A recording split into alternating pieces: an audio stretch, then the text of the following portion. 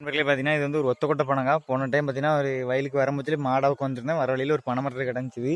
பார்த்தீங்கன்னா இன்னருக்கா ஓடை. இது வந்து நம்ம ஊரில் வந்து 100 நாள் வேலை திட்டம் நடக்குது. 100 நாள் வேலை திட்டத்தில் இந்த ஓடை தோன்றாங்க.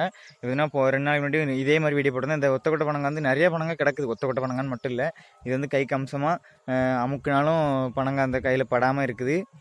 அப்புறம் அந்த வாடை வந்து கொஞ்சம் சூப்பராக இருந்துச்சு. அணில் கொறிச்சிட்டு போட்டிருக்கு. இப்போ இதையும் நம்ம வந்து என்ன செய்யலாம்னா நட்டு வச்சிடலாம். எதுலன்னா பார்த்தீங்கன்னா இந்த இடத்துல பார்த்தீங்கன்னா நமக்கு வந்து மண்வெடுதாள் வேலை நடக்குது.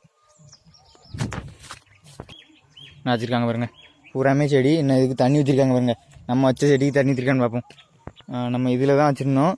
நேற்று தண்ணி ஊற்றிருக்காங்க, இன்றைக்கி ஊற்றலை. ஒரு நாளைக்கு ஒரு நாள் விட்டுட்டு தான் செடிக்கு தண்ணி ஊற்றுவாங்க போல். நம்ம இன்றைக்கி வேறு செடியில் வந்து வைக்கலாம். இன்றைக்கி வந்து இந்த கொய்யா மரத்து மூக்கில் வைக்கலாம். நண்பர்கள் இந்த இடத்துல பார்த்தீங்கன்னா அதில் ஏற்கனவே ஒரு பனை இருக்குது, அதில் வைக்காண்டாம். அதனால் இங்கே வந்து இந்த ஓரத்தில் வச்சிடலாம். அங்கே முன்னாடி பனையே இல்லை, அங்கே வைப்போம். இந்த நெல்லி மரத்து மூக்கில் வச்சிடலாம்.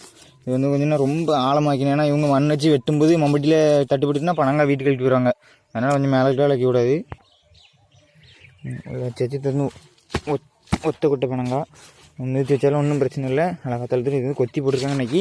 அதுக்கப்புறம் நம்ம வீடியோ முடிஞ்சு அதுக்கு இது வந்து கொய்யா நெல்லி அப்புறம் சீத்தா 3 கன்று வச்சுருக்காங்க. இது வந்து எப்படி தழுக்க போகுதுன்னு தெரியல. ஒரு வேப்பங்கன்று தான் வச்சதை கூட ஓரளவு தழுக்க வாய்ப்பு இருக்குது. இந்த பனை நமக்கு இது வந்து பெரும் பனங்காய் நிறைய கிடக்கு. இந்த ஒத்தக்கொட்டை பனங்காய் தான் நமக்கு வந்து பெண் பண்ண வரோம் அப்படிங்கிறனால இந்த ஒத்தக்கொட்டை பனங்காய் ஒதுக்கி வச்சோம். இன்னொரு அருமையாக வீட்டில் பார்க்கலாங்க. தேங்க்யூ.